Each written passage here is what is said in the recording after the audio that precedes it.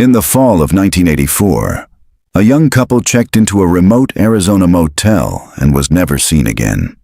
Their car was found abandoned behind the building, the keys still inside. For nearly 40 years, no one knew what happened to them, until a former housekeeper came forward with a disturbing memory. She swore she saw 3 people check out the next morning, but only 2 names were in the logbook, and the page torn out the very next day. If you're drawn to cinematic mystery thrillers based on unsolved disappearances and buried secrets, subscribe now and hit the bell icon. October 3rd, 1984. Location, Navajo County, Arizona. The Desert Palms Motel, Room 6. The wind never stopped in the high desert. It scraped against the cinderblock walls of the Desert Palms Motel, tugged at the rusting metal sign out front, and whispered through the gaps beneath the doors. Inside Room 6, a single lamp cast a warm circle of light over the small table where Ethan and Claire Delaney sat across from one another, finishing the last of their drive-through burgers.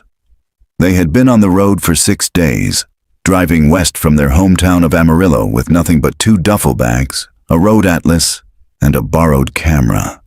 "I still can't believe we just did it," Claire said, her voice soft and tired.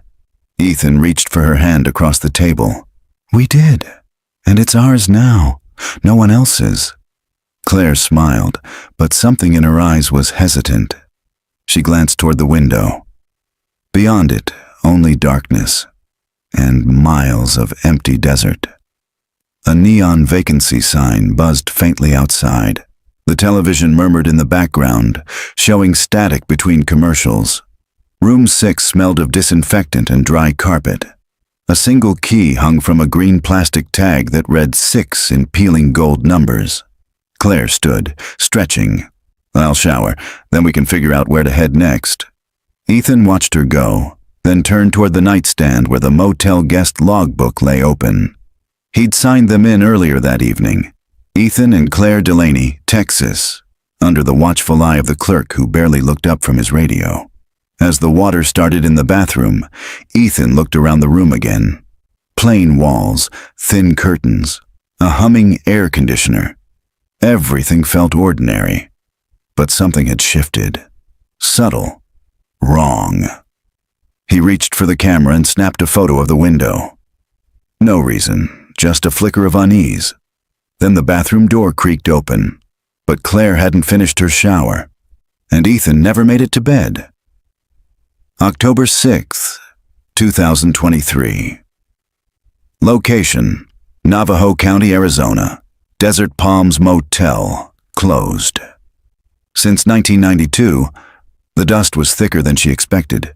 Lena Ortiz pulled her shirt over her nose and pushed open the cracked door to Room 6, her hiking boots crunching over a layer of dried plaster and old insect carcasses. Sunlight filtered through the warped blinds in slatted bands, casting long diagonal shadows across the peeling carpet. The Desert Palms had been closed for over 30 years, but Room 6 looked like someone had only recently walked away, or tried to forget it ever existed. She stepped inside.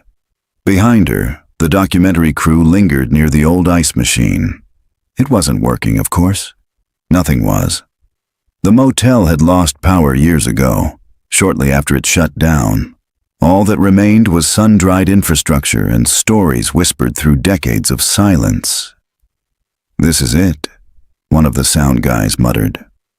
"Not exactly the Bates Motel." "No," Lena said quietly, "but 2 people vanished from this room, and someone wanted it forgotten." She moved toward the bed frame, just a rusted skeleton now, its mattress long gone, and set her messenger bag on the floor. Inside were 2 things: her father's 1984 Minolta camera and a Xeroxed copy of the original missing persons flyer for Ethan and Claire Delaney. She unfolded the flyer. Missing, Ethan and Claire Delaney. Last seen, October 3rd, 1984. Age 26, Ethan. 24, Claire. Driving a light blue Buick Skylark, Texas plates. No known history of mental illness or criminal behavior. Considered endangered. Her fingers trembled slightly. She wasn't doing this for content. Not just for that. This case had haunted her since the night her grandfather, a former Navajo County deputy, drunkenly told her the phrase that stuck. "We never logged him out." No one had understood what he meant at the time. But Lena had grown up with dusty boxes of old police reports in the back of the house and a fascination with unsolved cases. The Desert Palms mystery had become her obsession. And now, with her true crime docu-series Desert Shadows picking up traction online, she'd finally convinced the property's current owner to let her in. The innkeeper's ledger, the original motel guest book, had been stored in a shed behind the office. She'd found the entries from that week, but one page had been torn out. Later that afternoon, the crew wrapped for the day. Lena stayed behind. She wandered the quiet parking lot, boots crunching gravel, the sun hot against her shoulders. The Buick Skylark the Delaney's had driven had been found 3 days after their check-in, parked out back near a broken fence. The keys had been inside, trunk empty, no blood, no bodies, just absence. She walked around to that same spot now, brushing aside thorny weeds that had grown up through the gravel. A few scattered beer cans, a rusted hubcap, but something glinted under a layer of compacted dirt near the base of the fence post. She knelt and dug gently. A small sliver of something, white with faint blue lines. Her heart kicked hard. It was paper, faded, brittle, but preserved in the dry climate. She unfolded it carefully, brushing away sand. It was part of a registration slip, handwritten. Delaney, Room 6. Check-in, October 3rd, 1984. Checkout, blank. The bottom corner had a faint red smear. Ink, blood, and something else. Barely legible pencil markings scrawled across the margin. 3 guests, not 2. One didn't speak. Lena stood slowly, the note trembling in her hand. Someone had tried to log them out. Someone else had made sure they never did. She turned toward the motel's office, where the safe still sat bolted to the concrete floor. The locksmith she'd hired was due the next morning.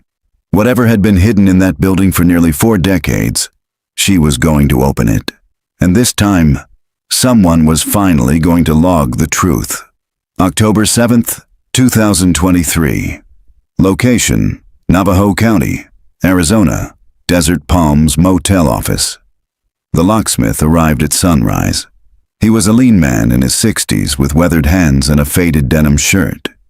He introduced himself simply as Dale and didn't ask many questions, which Lena appreciated. She didn't need another amateur sleuth or a true crime junkie complicating things. She needed someone who could break into a safe last opened during the Reagan administration.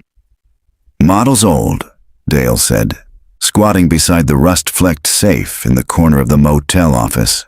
"Standard floor bolt, 1/4-inch steel body. Might have been good in its day, but 30 years of dust and desert heat. Shouldn't be too hard?"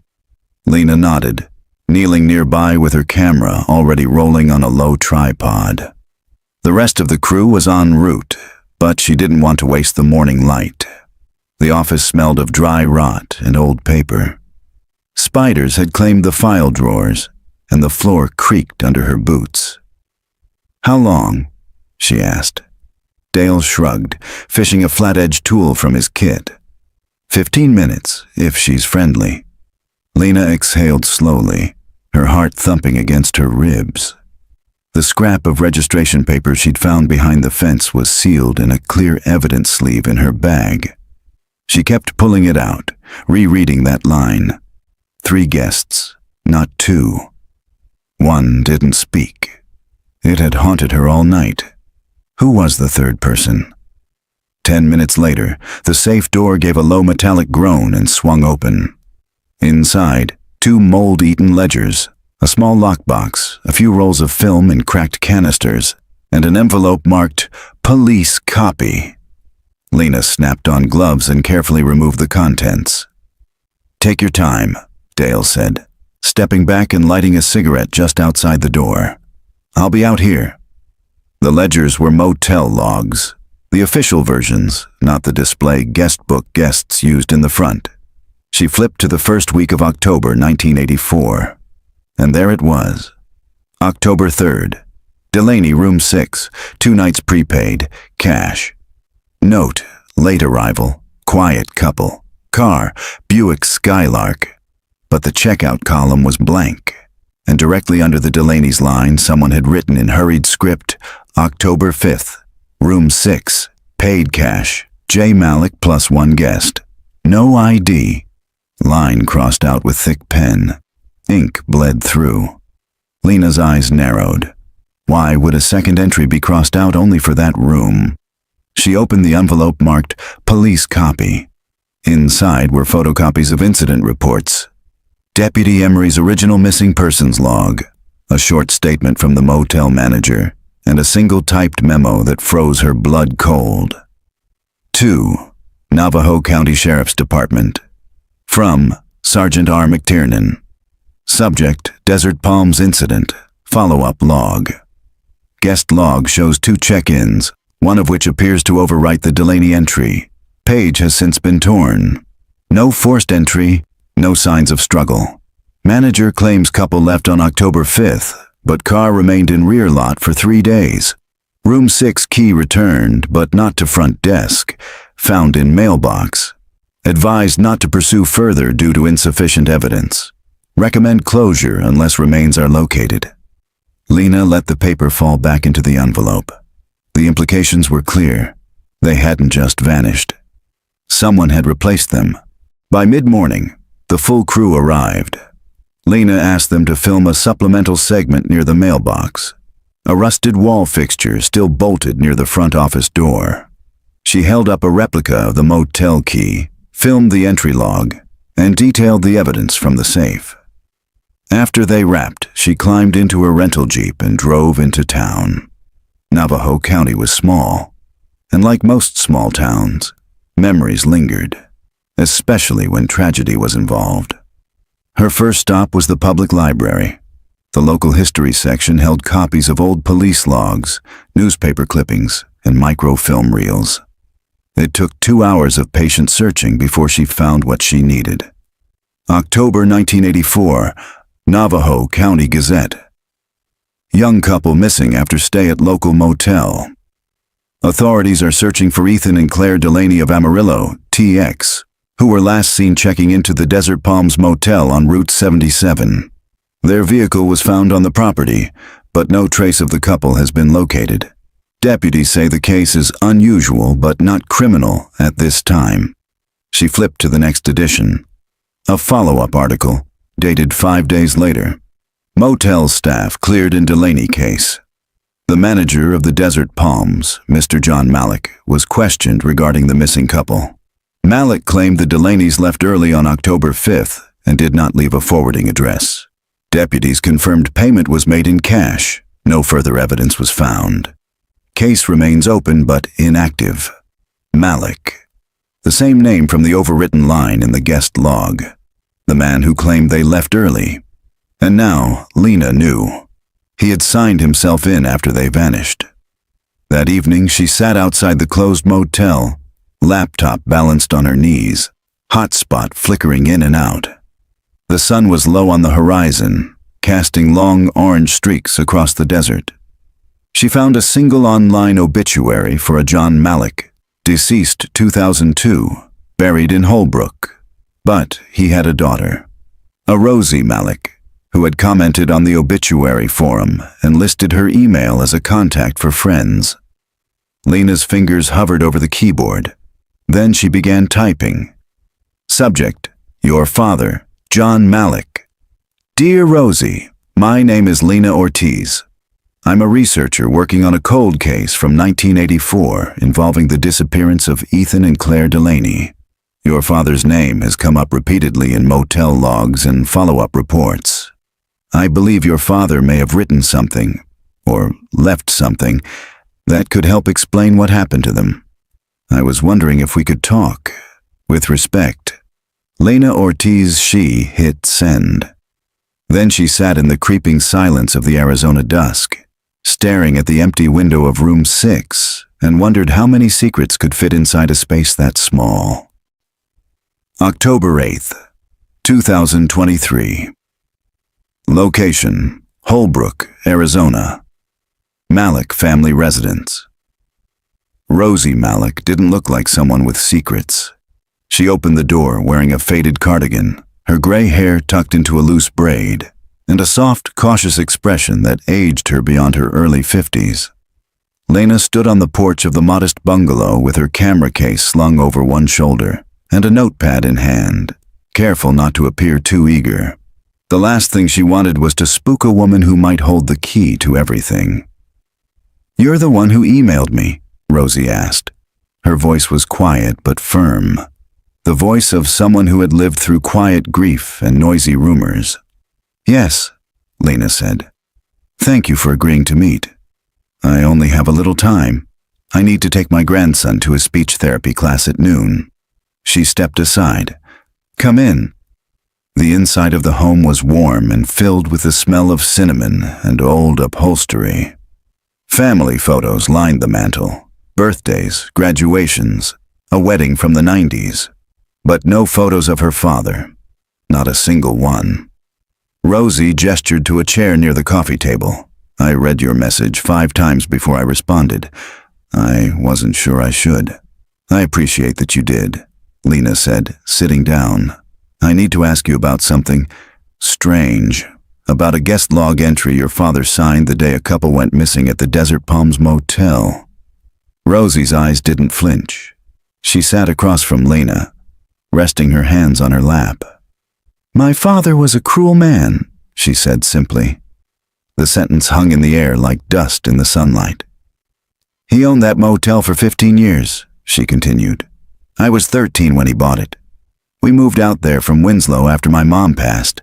It was supposed to be a fresh start." Lena waited. She didn't interrupt. But something changed him out there. I don't know if it was the isolation or the kind of people who drifted through, but by the time I turned 16, I started to realize that there were things he didn't want found. Lena leaned forward. "You mentioned in your reply that he left behind some journals." Rosie nodded slowly. "Locked away in his closet. He kept them in a red metal cash box. He wrote in them at night when he thought everyone was asleep. After he died, I almost burned them." "But you didn't." "No."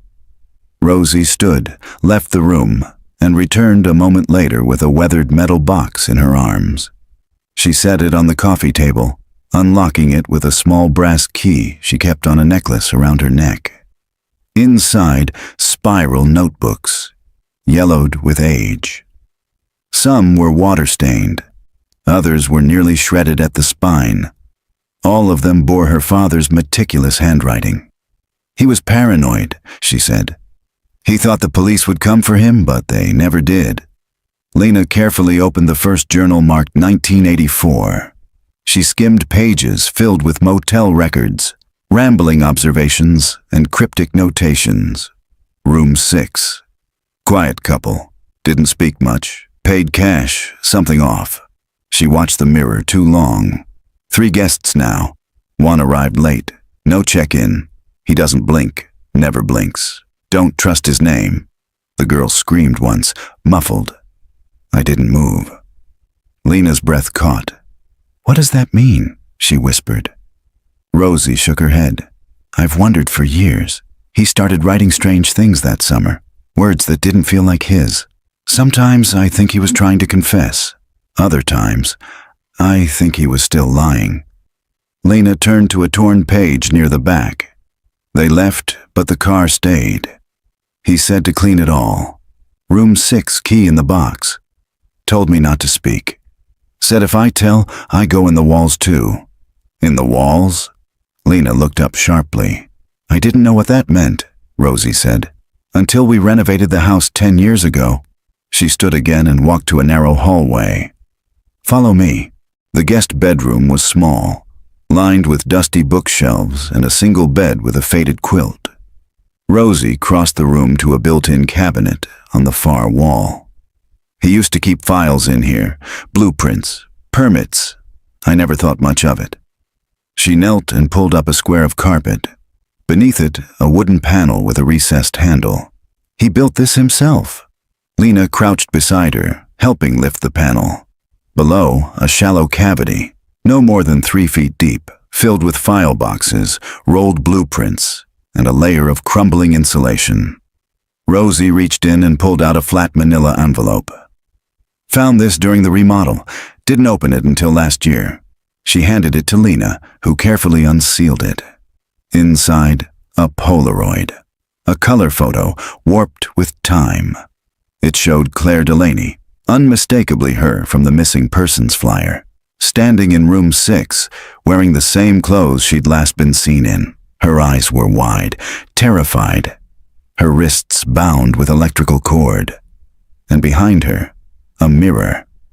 In the mirror's reflection, a third figure, tall, expressionless, half hidden in shadow, stood watching her. Lena's hands shook. "What is this?" she whispered. "I think my father was forced to take it," Rosie said. "I think the man in the mirror wasn't Ethan. I think he was the reason they vanished." That night, Lena sat in her motel room in Holbrook, staring at the photo under the soft bedside lamp. Claire had been alive after the supposed checkout date. Someone else had entered room 6, and someone who didn't speak, didn't blink, and didn't check in, had been inside with her. Her phone buzzed.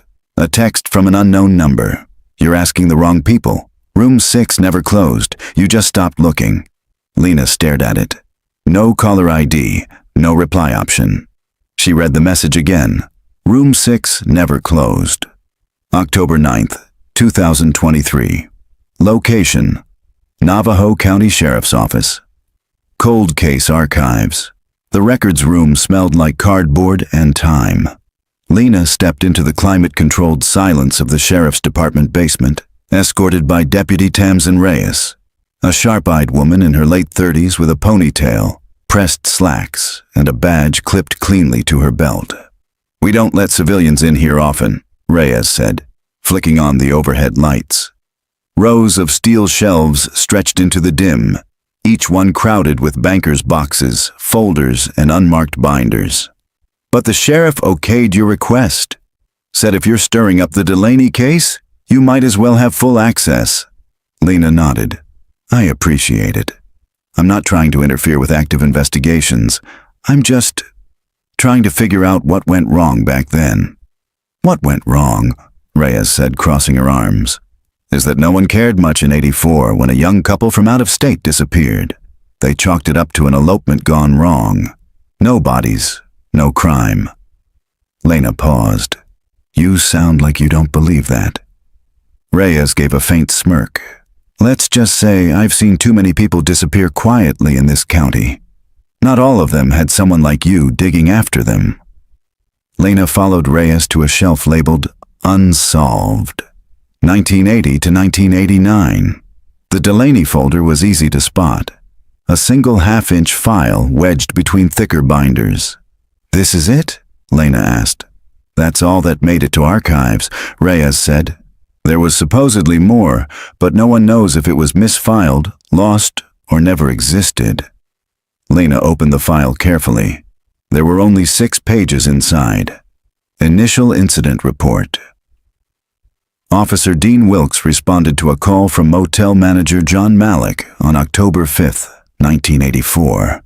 Malik claimed the couple had left early, but their car remained. No sign of struggle. Room appeared normal. Property tag, vehicle found behind the motel, blue Buick Skylark, unlocked. Keys in ignition, personal items left inside, including Claire's purse and Ethan's shoes. Follow-up interview. Malik reiterated they had left around dawn. Claimed they were in a hurry. No CCTV at the property. Evidence submission form. 1 Polaroid camera submitted. No film inside. Final status update. Case marked inactive. Insufficient evidence. Supplemental note, a handwritten page, unsigned, room 6, mirror not secured properly. Large crawl space behind. Found scratch marks on the inside frame. No prints, no follow-up ordered. Lena stared at the last note. "Deputy," she said quietly, "was the room ever forensically searched?" Reyes shook her head. "Not thoroughly. That's what bothers me. If that supplemental note is right, if there was a crawl space, it would have been the perfect place to hold someone. Or stash something." Lena tapped the note. "No prints, no follow-up, no explanation." "Exactly." Lena closed the file. "I want to go back, tonight." Reyes frowned. "Alone?" "No," Lena said. "With someone who can remove a mirror." October 9th, 2023. The desert night was unnaturally still. No wind, no insects, just silence and dust. Lena stood in room 6 again, her flashlight beam dancing across the yellowed walls. Deputy Reyes stood beside her in plain clothes, carrying a crowbar and a canvas tool bag. "You sure about this?" Reyes asked. "No warrant. This place has been abandoned since 1992. We have the owner's permission. We're just checking old infrastructure." "Right." Reyes smirked and approached the mirror above the rusted dresser. It was large, nearly 4 feet wide, bolted into the wall with 6 industrial-grade fasteners. The glass was cracked near one corner but intact. Reflected in it, Lena saw herself standing behind Reyes, and nothing else. No shadow in the corner, no second figure, but the memory of the Polaroid still haunted her. Reyes went to work, loosening bolts with practiced hands. After 20 minutes, the final screw clattered to the floor. With a grunt, she slid the mirror forward and leaned it against the bed frame. Lena stepped forward. Behind the mirror, a recessed cavity, nearly 4 feet tall, 5 feet wide. A crawl space. It was dark, deeper than it looked, and coated in cobwebs. The back wall was unfinished concrete, but the bottom edge was covered in scratched paint and something else. Faint drag marks. "There's something back there," Lena whispered. Reyes handed her a flashlight. "Go slow." Lena crouched and crawled forward. Her knees scraped against the wood floor as she maneuvered deeper into the void. The air grew colder. The smell was stronger here. Old mildew and something else metallic, stale. She reached the back wall and found a hinged panel, cleverly disguised in the wood slats. She pressed gently. It swung open with a groan. Inside, a tattered denim jacket, folded over what looked like bones. Human ribs, collapsed against the floorboards, partially buried in silt. Lena recoiled. Reyes leaned in behind her, flashlight sweeping the small chamber. "Oh my God," Lena swallowed. "We need a forensic team, now." But she wasn't finished. Near the remains was a second item, an undeveloped roll of film, labeled October 84 in faded Sharpie. And next to it, a chain, gold, delicate, with a name tag still legible through the grime. Claire 1:36 a.m., October 10th. Back outside, sirens lit up the desert road. Forensics vans arrived. Reyes gave a statement to the mobile team. Lena sat on the hood of her Jeep, wrapped in a blanket someone had handed her, staring at the motel's broken neon sign. Desert palms? Vacancy. Always vacancy. The crawl space had been silent for decades, and inside it, truth had sat waiting, patient, buried, and cruel. As the forensics team photographed the bones and bagged the jacket, Lena felt her phone buzz in her pocket. A new message. "You opened the wrong side. The man who checked out was never written down. Look under the foundation." Room 7. Lena stared at the screen, ice in her chest. Who was sending these? And how did they know what came next? October 10th, 2023. Location, Desert Palms Motel.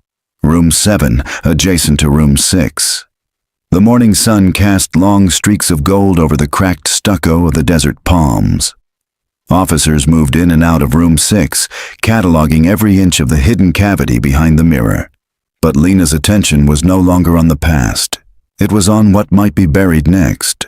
She stood outside room 7, the room directly next to where Claire's remains had just been found, gripping the mysterious text in one hand and the motel blueprint she'd found in Malik's cache in the other. "You opened the wrong side." Those 5 words had kept her awake all night. Deputy Reyes emerged from room 6, brushing her palms against her jeans. "They confirmed it," she said. "Dental records match. That was Claire Delaney." Lena nodded slowly, eyes on the gravel. "I think Ethan's under room 7. Reyes raised an eyebrow. "You're guessing based on an anonymous text." "I'm not guessing." Lena unfolded the blueprint and held it up to the light. "Look here. There's a crawl space running under both rooms, but the diagram shows an anomaly. A reinforced concrete section under room 7. It doesn't match the rest of the slab foundation. It was added after the building was constructed." Reyes studied the blueprint. "You think Malik poured a second slab to hide something? I think someone did. And I think Ethan's body is under it." Reyes sighed. "It's circumstantial. I'll need clearance from Sheriff Proctor." "Then get it," Lena said. "Because whoever killed Claire didn't just vanish. They checked out under someone else's name." 3:47 p.m. Same day, room 7. Interior. They broke through the floor just after 3. The forensic excavation team had arrived with ground-penetrating radar and jackhammers. Lena stood just outside the threshold of room 7 with Reyes and a technician as the cement floor cracked and groaned under pressure. It took 40 minutes to reach the second slab, the one poured beneath the original flooring. "Here," said the lead tech, pointing to a discoloration in the concrete. "Center of the room. That's where they reinforced it." Reyes stepped forward. "Cut through it." The sound of the drill biting into the concrete was deafening. Lena pressed her hands over her ears, her heart hammering as each layer of the past was peeled away. Then, silence. A dull, hollow clunk followed. They'd hit something beneath. The team switched tools, working slowly now. Dust filled the air. Finally, the floor gave way to reveal a sunken cavity, no more than 5 feet across. Inside, bones tightly curled, a wedding band still on the skeletal ring finger, and the remnants of a plaid shirt, a perfect match to the one Ethan had worn in the last photo ever taken of him. Lena turned away, breath catching in her throat. Deputy Reyes bent down and shined her light into the cavity. "Jesus," she whispered. 5:30 p.m. Same day, Navajo County Sheriff's Office. They brought in Lena for a full statement. She sat across from a whiteboard scrawled with names, dates, arrows connecting motel rooms, timelines, and 2 headshots of Claire and Ethan marked deceased. Reyes sat beside her, taking notes as Lena described the texts. Anonymous, specific, always one step ahead. "You think the killer's still alive?" Reyes said. "I think they're watching," Lena replied. She pulled out her phone and showed the most recent message, received an hour after Ethan's remains were discovered. "You're too close. Some doors stay locked for a reason." Reyes read it twice. "You think Malik was working with someone?" "I think Malik was covering for someone." 10:04 p.m. Holbrook, Arizona, Rosie Malik's house. Lena returned to the Malik residence just as the streetlights flickered on. Rosie opened the door, her expression tense. "I saw the news." "We found Claire," Lena said. "And Ethan, both of them." Rosie's hand went to her mouth. She stepped aside and motioned for Lena to enter. "I need to ask you something," Lena said once inside. "About the man in the Polaroid." Rosie nodded. "You told me your father was afraid of him, that he wouldn't speak, that he appeared without warning. Did your father ever mention his name?" Rosie hesitated, then turned toward the fireplace. "He never said it, but once. I found this." She reached into a drawer and produced an old Motel envelope, the kind used for receipts. She handed it to Lena. Inside, a scrap of Motel stationery with a single word scribbled in pencil. Whitlow. Lena's brow furrowed. Whitlow? There was a rumor, Rosie said, back in the 80s, about a man who checked into motels under other people's names. He'd leave before dawn, always wiping the logs. The staff called him the mirror guest. Why? Because you'd only see him in reflections, never in person. Lena's mouth went dry. The mirror. The crawl space. The shadows behind Claire. The man was never logged because he never existed on paper. But he'd left traces, in fear, in whispers, in erased names. And someone was still protecting him. Later that night, Lena couldn't sleep. She sat in the dim light of her motel room, staring at the name scrawled on the back of the Desert Palms envelope. Whitlow. It wasn't just a lead. It felt like a phantom someone had tried to scrub from history. She'd already run the name through online databases, genealogy sites, and law enforcement bulletins. No arrest records, no known address, no photo. It was like chasing smoke. She opened her notebook and flipped back to the torn registration slip she'd found behind the fence. 3 guests, not 2. One didn't speak. Who was the third? And why did he stay in the walls? By sunrise, she was back at the Desert Palms with Reyes, who looked equally sleep-deprived and on edge. I got a call this morning, Reyes said, rubbing her eyes. The sheriff wants us to stand down, turn everything over to cold case and let the department handle it. Lena stared at her. After what we just found, he's citing jurisdiction, wants to avoid outside interference. Said the family of the Delaney's will be notified properly and that the rest is department business. That's code for burying it, Lena said flatly. Reyes didn't argue. She opened the back of her SUV and handed Lena a slim manila envelope. This wasn't officially logged. I found it last night in an unscanned box from the original 1984 evidence stack. Lena opened it and pulled out a page. A carbon copy of a handwritten maintenance ticket. October 2nd, 1984. Requested by J. Malik, Room 7, mirror anchor unstable. Room 8, foundation settling. Noted new crawl space crack behind wall in Room 6. Re-inspect crawl access. On the back, in a different hand, someone had scribbled a phone number and a single word. Whitlow. Lena's pulse kicked. Someone had flagged him, and Malik had still let him in. Later that day, Lena drove east out of Holbrook, following a hunch that was more gut than logic. She passed the red cliffs and endless scrub of the Arizona high desert, every mile blurring her thoughts into static. If Whitlow was real, he wasn't going to show up on a background check. He wasn't going to be in a photo album or a fingerprint database, but he might still be in someone's memory. She pulled into the Navajo Nation's Historical Preservation Archive, a modest building off a side road with peeling turquoise trim and a hand-painted sign. Inside, the air was cool and lined with shelves of aging tribal documents, local records, and land use reports going back 100 years. The curator, a reserved woman in her 70s named Marie Nota, led Lena to a back room filled with filing cabinets and microfiche reels. I heard about the Delaney case on the local radio, Marie said. People used to whisper about that motel even before the disappearances.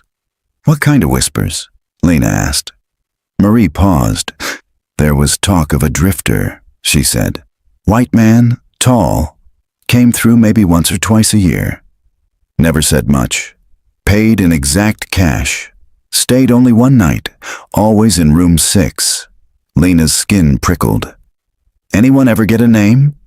Marie reached into a drawer and pulled out an old missing persons bulletin from 1979. The image was sun-faded, the corners curled. Not missing exactly, she said, but no one's seen him since the late 80s. Name was written down once on a Navajo land trespass form. He was caught camping out near Canyon de Chelly. Refused to give ID, just said he was passing through. When the ranger filled out the form, he asked him for a name. Guy just said one word. She turned the paper toward Lena, scrawled at the top of the form, Whitlow. By the end of the week, the story had begun to catch fire online. Local reporters picked up Lena's footage from the motel excavation. Regional outlets called it the Desert Palms cold case. Reddit threads speculated everything from cult involvement to government conspiracy. Most ignored the unsettling truth. The likeliest suspect had never left a trace of himself. He had only ever shown up in fragments. A mirror reflection, a scrawled note, a voice through a wall.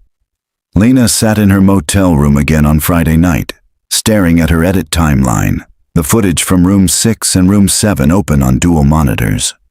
She slowed the video frame by frame, watching herself and Reyes remove the mirror, reveal the crawl space, uncover the remains. And then something caught her. In one frame, just one, the reflection of the camera operator passed across the broken glass. But behind him, for less than a second, there was another shape. A tall figure, unmoving, barely visible in the shimmer. There had been no one else in the room.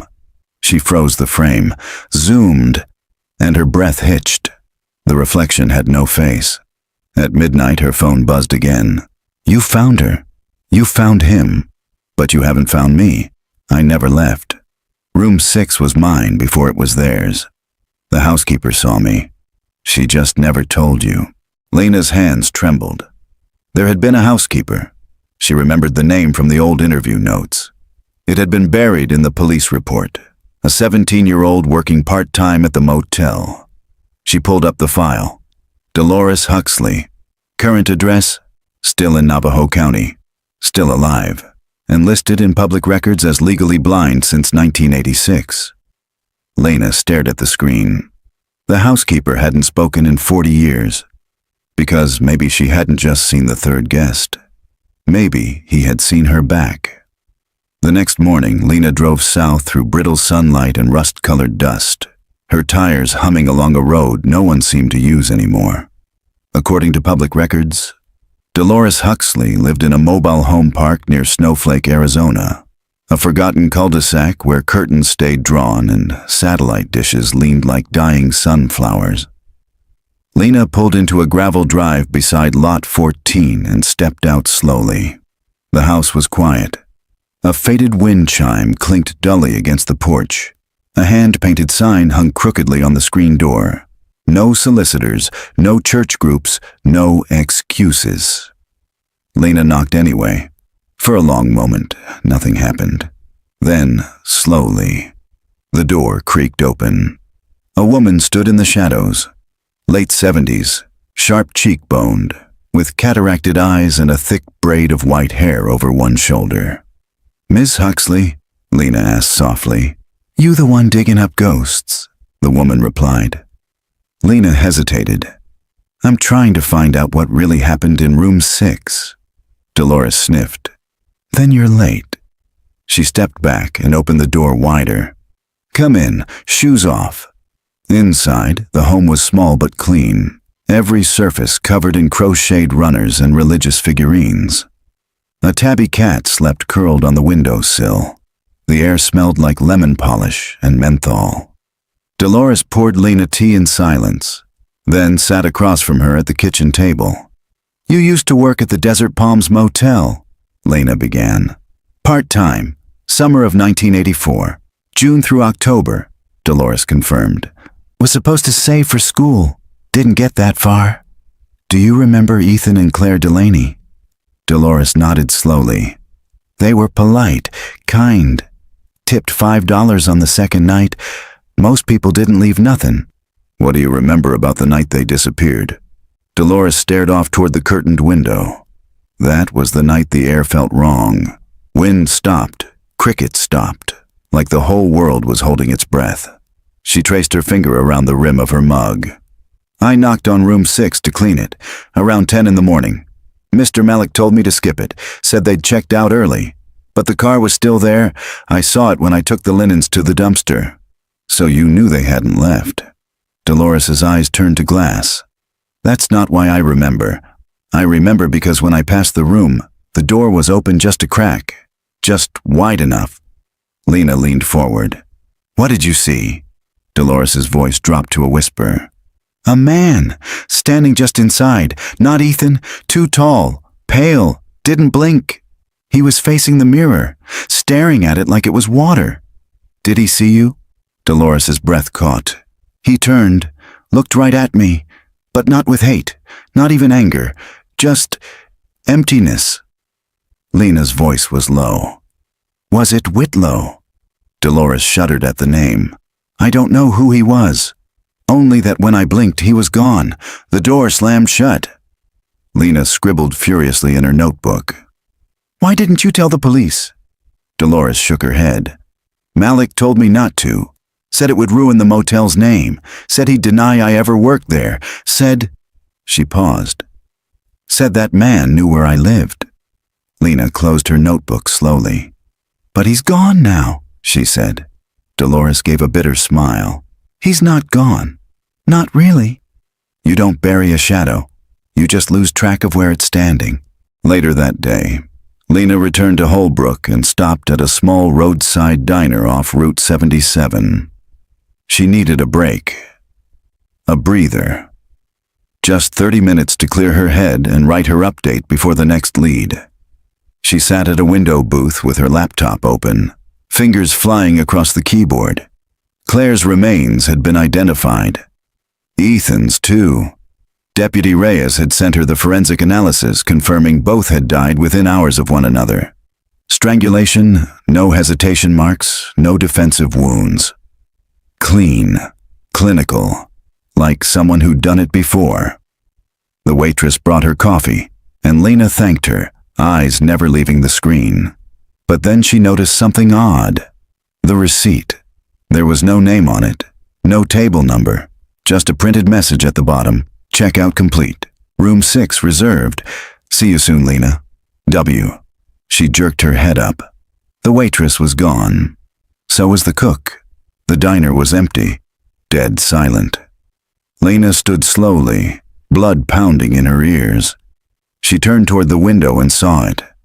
Across the highway, standing just beyond the tree line, was a man in a long gray coat.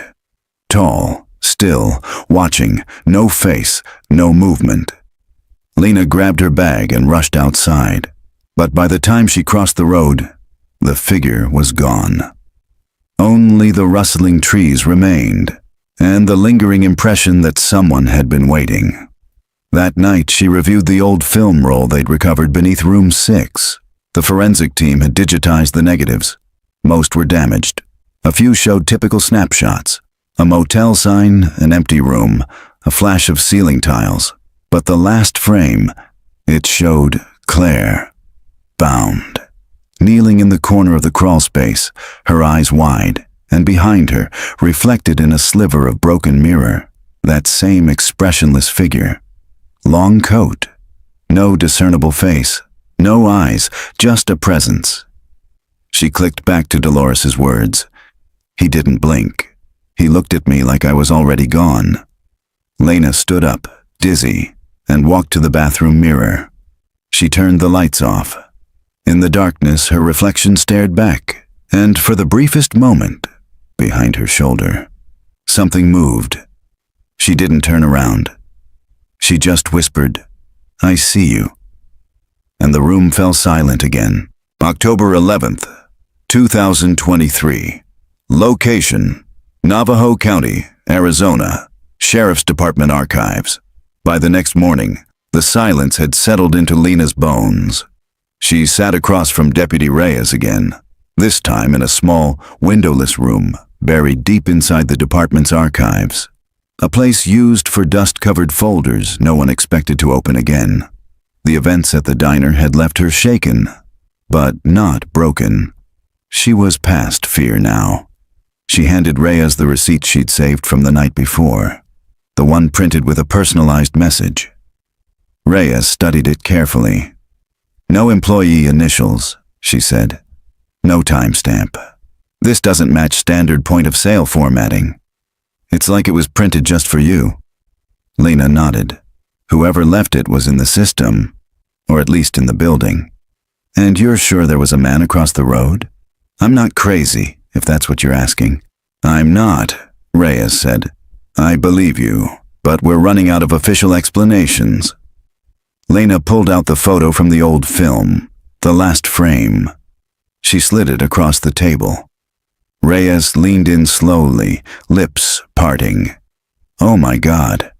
There, in the corner of the image, barely visible in the cracked sliver of mirror behind Claire, was the shape. Tall, indistinct. Watching. You're seeing it too, Lena said. Right? Reyes nodded, her voice quieter now. Whatever this is, it didn't end in 1984. Lena took a breath. I need to see everything. Every report connected to the desert palms, even the cases that didn't make it into the Delaney file.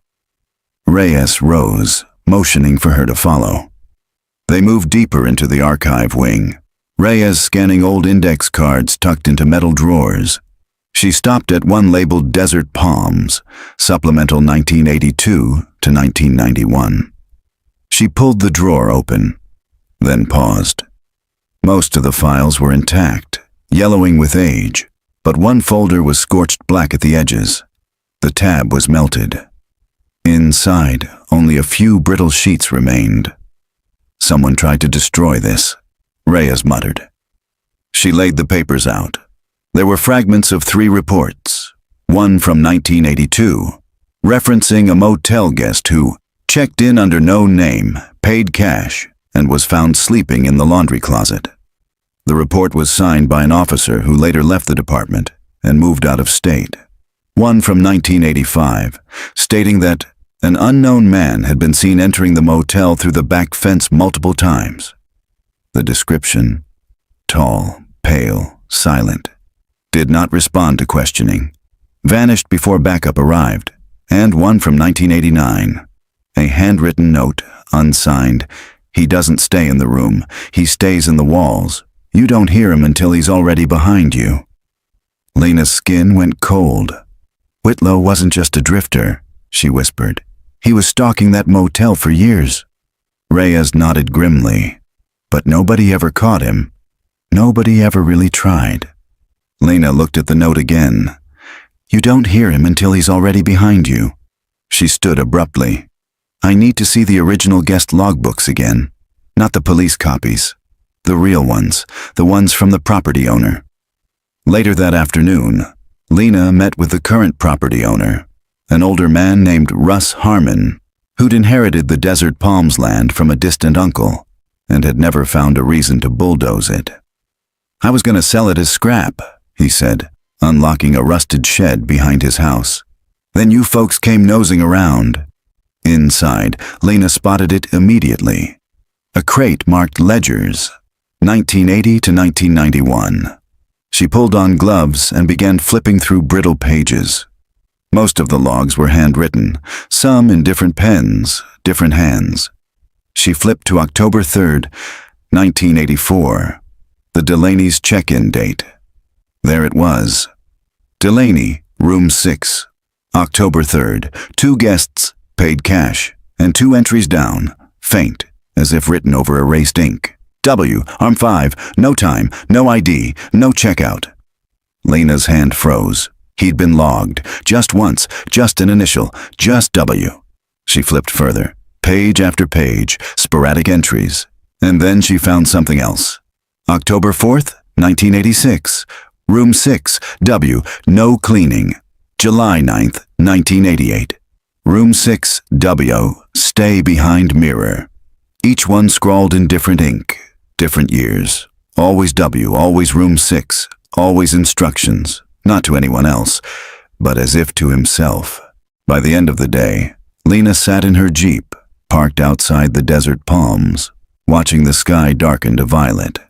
She hadn't returned inside yet, not since the discovery of Ethan and Claire's remains. The police had cleared the site, boarded up the rooms, taped off the crawl space, but the building felt alive. Lights flickered behind the sealed curtains, a movement just out of sight in the broken window panes. She knew what the next step was. Not a podcast, not a video. She had to go in, one last time. Alone. She grabbed her gear, camera, recorder, flashlight, and walked up the cracked steps of room 6. The boards were loose, the tape already peeling. She pushed the door open. The smell was stronger now. Dust and something like rusted iron. The room groaned around her, as if shifting under her weight. She stepped in.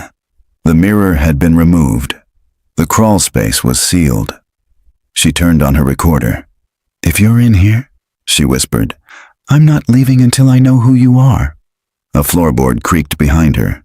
She spun. Nothing. She took a step forward, toward the old dresser, and stopped. A single motel key sat on the surface. Tag number 6. Attached was a folded piece of paper. Lena opened it. "Checkout is not optional. You chose this room. Now it chooses you." The lamp beside her flickered on, by itself. She turned to run, but the door slammed shut. And behind her, in the cracked glass of the mirror leaning against the wall, something began to move. October 11th, 2023. Location: Desert Palms Motel. Room 6. The door wouldn't open. Lena yanked the knob with both hands, the hinges rattling in protest, but it was as if the frame itself had locked from within. She turned to the mirror leaning against the wall, the one no longer bolted, but still stained with time and warped by heat. The reflection shimmered unnaturally. Her own face stared back, distorted, almost as if the mirror were a second behind. A delay, like it was thinking about what to show. Then something else appeared, not in the room, but in the reflection. A figure, too tall, motionless, a gray coat brushing the floor. A featureless face that seemed carved from ash. He didn't move, but he watched, and Lena could feel it, deep in her spine, in the hairs on her arms. Her body responded before her brain could. She backed away slowly. "Okay," she whispered, breath catching in her throat. "Okay? You want me here? I'm here." The lamp beside the dresser flickered again, then died with a final snap. Darkness swallowed the room. Lena fumbled for her flashlight, clicked it on, and swept the beam across the walls. The air grew colder. Her breath fogged, and on the far wall, something new had appeared. Writing, etched into the peeling paint with something sharp, like a key or a nail. "The walls remember." The names were erased, but the guests remain. She scanned beneath the message, and found dozens of smaller carvings. Initials, dates, room numbers, a pattern. www, room 6, room 6, room 6, but mixed among them, something else. ED, 1984, CD, 1984, DH, 1986, JB, 1989, RT, 1991. She took out her notebook and matched the initials to the old unsolved cases from Navajo County. Some had been logged as runaways. Others disappeared while traveling. All had one thing in common. They had stayed here, in room 6. A few minutes later, Lena managed to force the window open. She kicked through the rusted frame, tearing her jeans on the ledge as she dropped into the gravel outside. The moment her feet hit the ground, the air felt normal again. Warmer. Quieter. She didn't look back at the window. Didn't need to. She knew he was still there, watching from the other side of the glass. Later that night, she drove to Reyes's apartment just outside Holbrook, a small adobe building tucked behind a feed store. Reyes answered the door in sweatpants and a tank top, expression tense the moment she saw Lena's face. "What happened?" "He locked me in," Lena said. "He left me a key." They sat in the kitchen. Lena laid everything out. The note, the mirror movement, the names on the wall. Reyes examined the carved initials, flipping through the matches. These cases were all closed as voluntary disappearances. No evidence of foul play. There is evidence, Lena said. It just wasn't in the room. It was in the walls. Reyes stood and began pacing. We can't keep this internal. The department's not going to take another look unless there's a body. There might be more, Lena said quietly. I think there are rooms we haven't opened yet. Reyes turned sharply. What do you mean? I pulled Malik's original blueprints again. There's a door that doesn't match any exterior entry. It's between room 8 and the maintenance closet, but it's been drywalled over. Reyes rubbed her jaw. Room 9. No, Lena said. It's not on the motel's official layout.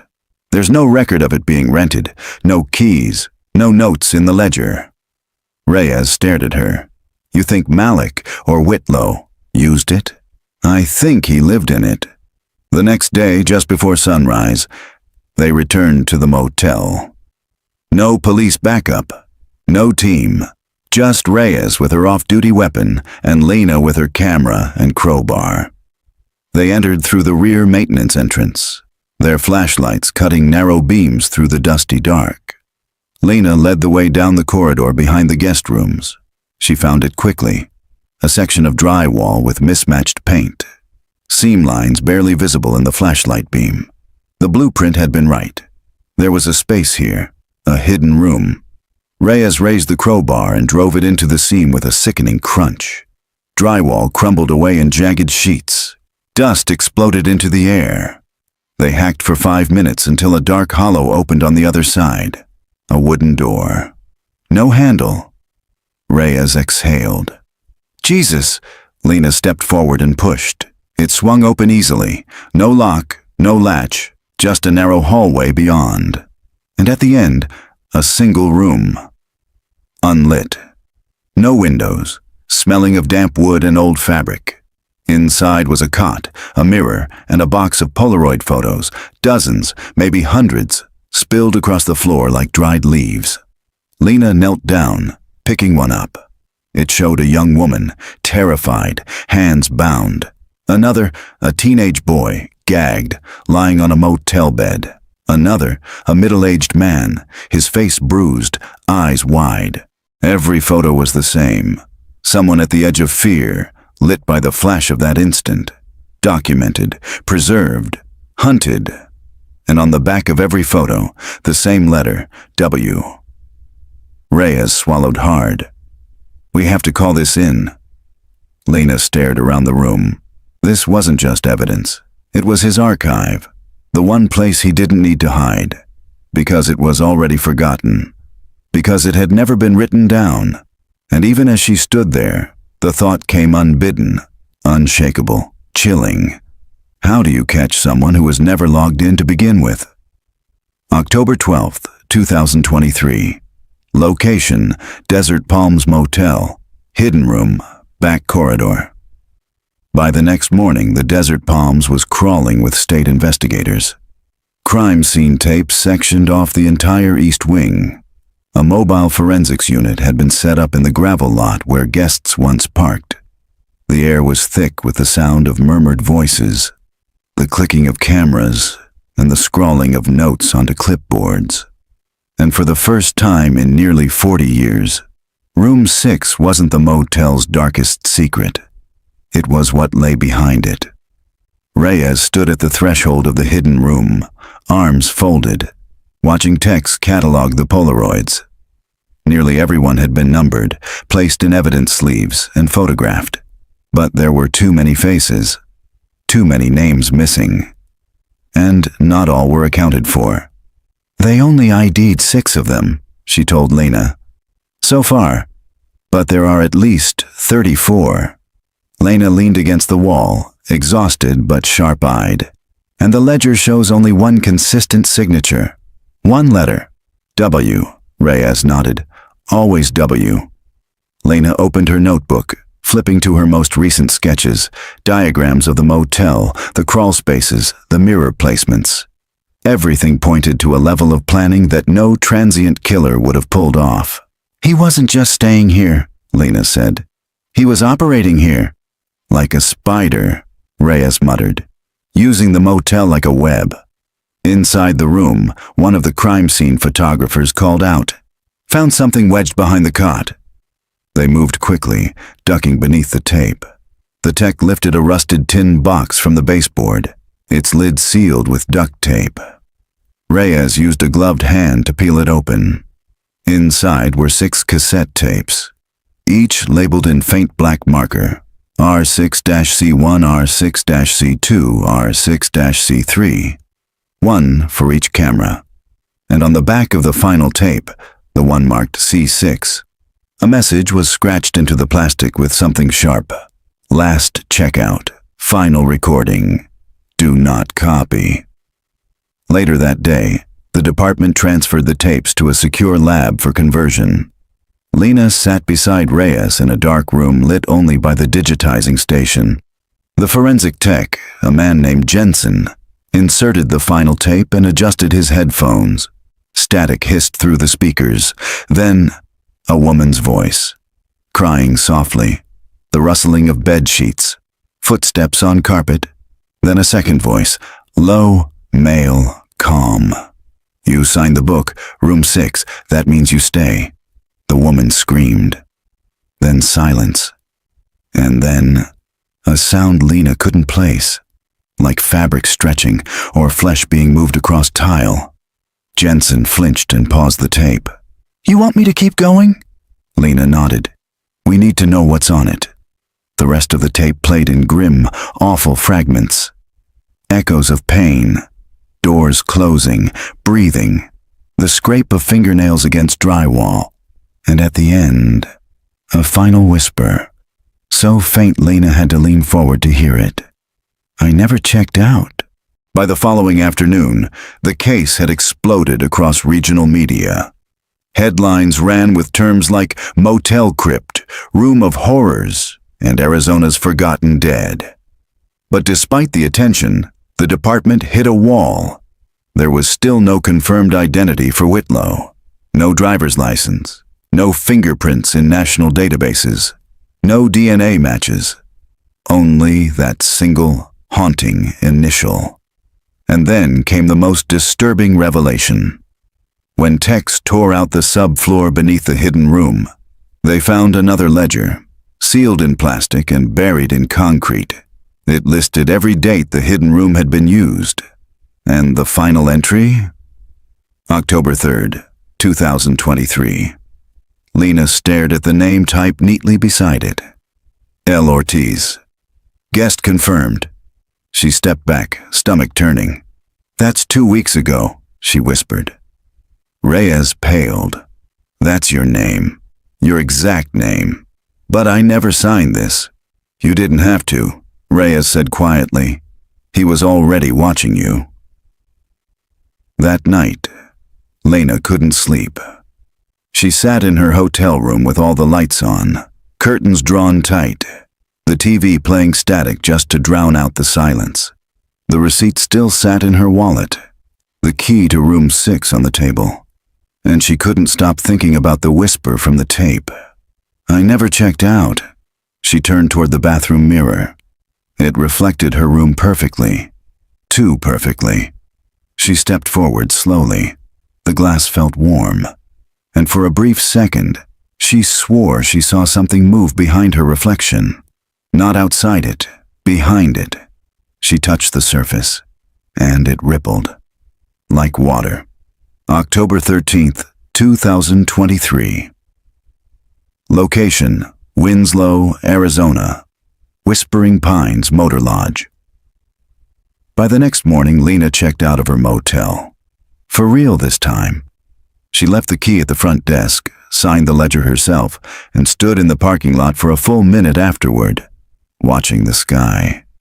She needed to be sure she still existed. She had never felt less certain. Reyes picked her up in an unmarked SUV. No sirens, no radio chatter. Just the weight of what they both now knew. Whitlow, or whoever W really was, wasn't just a man. He was a pattern, a ritual, and that meant he could be repeated. "Do you believe in hauntings?" Lena asked quietly as they turned onto the highway. Reyes didn't answer right away. I believe buildings hold things, memories, energy, regret. Some places don't forget. Lena stared out the window. Then that motel never stood a chance. Later that day, they met with a forensic linguist flown in from New Mexico State. She specialized in analyzing handwritten patterns, suicide notes, ransom letters, even graffiti. They laid out all the writing pulled from the hidden room walls and the back of the photos. She examined the strokes, angle of pressure, the shape of the W. Her verdict?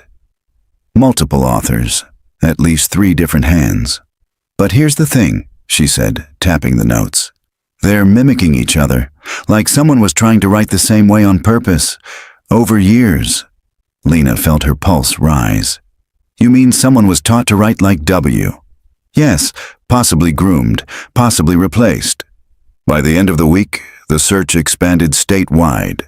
An anonymous tip led to a long-abandoned gas station 30 miles east of Holbrook. Inside, police found more Polaroids. Some of them water-damaged, others perfectly preserved. Among them was a photo Lena had never seen before. Claire Delaney, sitting on a motel bed. Alive, and beside her, just barely in frame, a young man in a motel uniform. No name tag, blank expression, holding a clipboard, and wearing room 6's key on a chain around his neck. It wasn't Whitlow, it wasn't Malik. It was someone else entirely, someone young. Lena turned to Reyes. He passed it down. Reyes nodded. Like a job, like a franchise. That night, Lena returned alone to the archive room at the sheriff's department. The cassette tapes were still boxed for evidence, but one had been digitized and left running on loop in the review monitor. She hit play. The audio crackled, then cleared.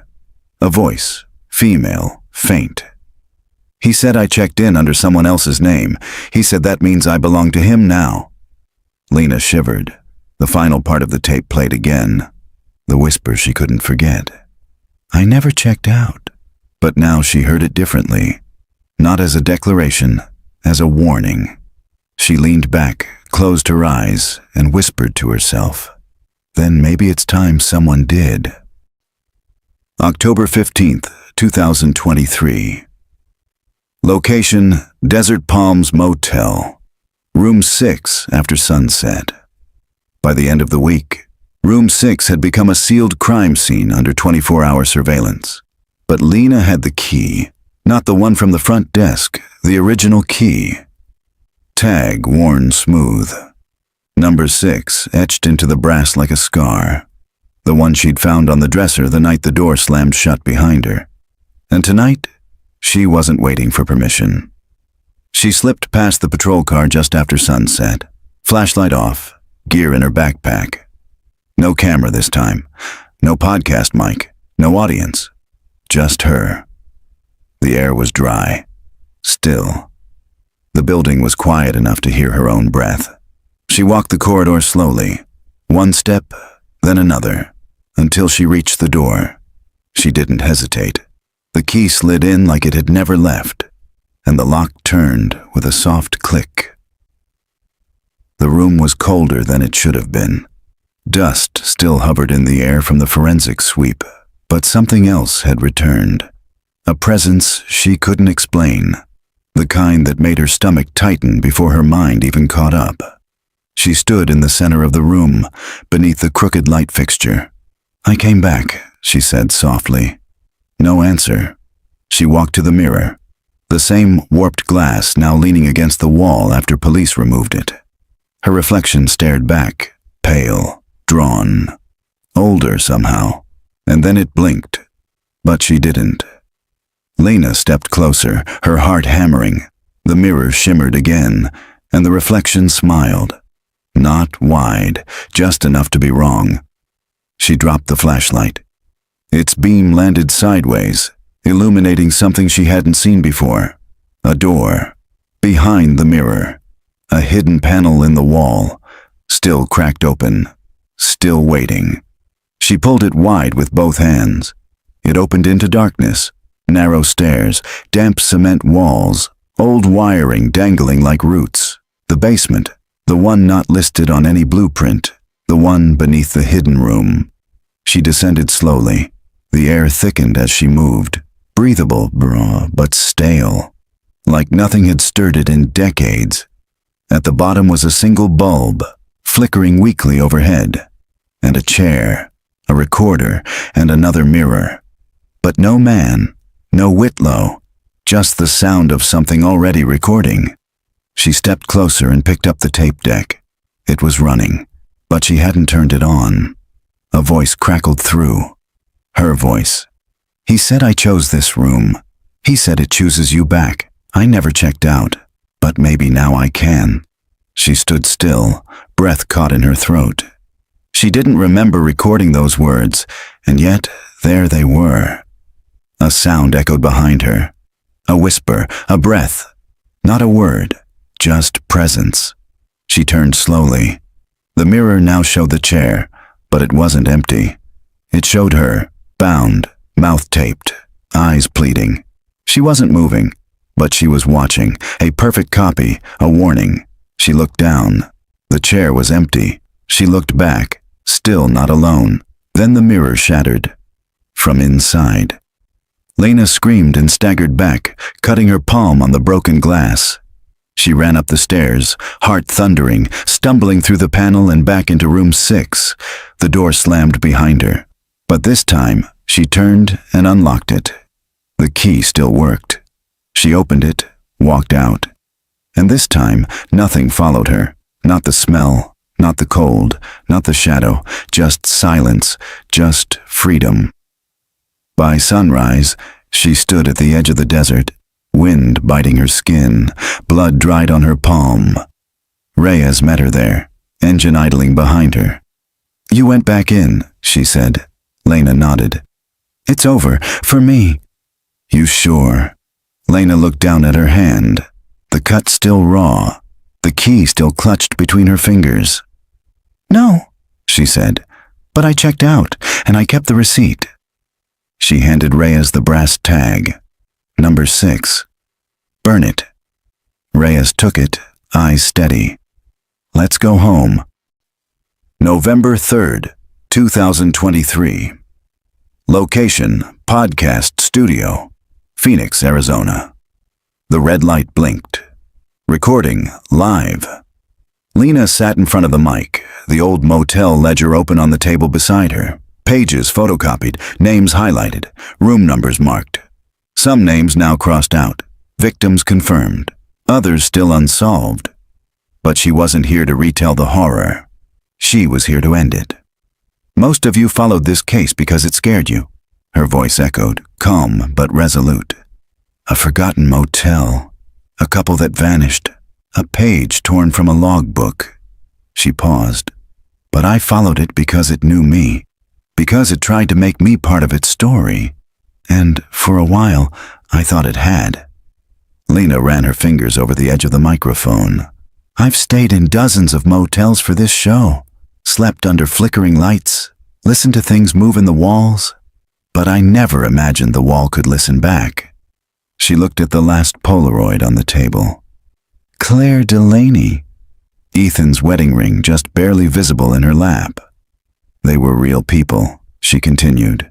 Not just entries on an evidence form, not just cold cases. They were guests who never got to check out. She reached into her pocket and pulled out the envelope. Inside, a motel receipt, yellowed, stained, but intact. She held it up to the camera recording the podcast's video feed. "My name's on this, room 6, October 3rd, 2023, but I didn't sign it." "He did." She leaned in closer to the mic. "And now I'm signing it myself." A pause, a breath. "I'm done being the story." She folded the receipt in half and set it on fire with a small match. Watched the flames curl around the ink. Watched her name disappear. And for the first time in weeks, she smiled. "I checked out. Somewhere in a storage facility on the edge of Navajo County, The boxes from the Desert Palms Motel sat stacked behind a sealed chain-link fence. Room 6's brass key was not among them. It had melted, but inside one box, unmarked, buried beneath photos and receipts, was a small black notebook, blank, except for one line, written in fresh ink. Guest logged. W will return.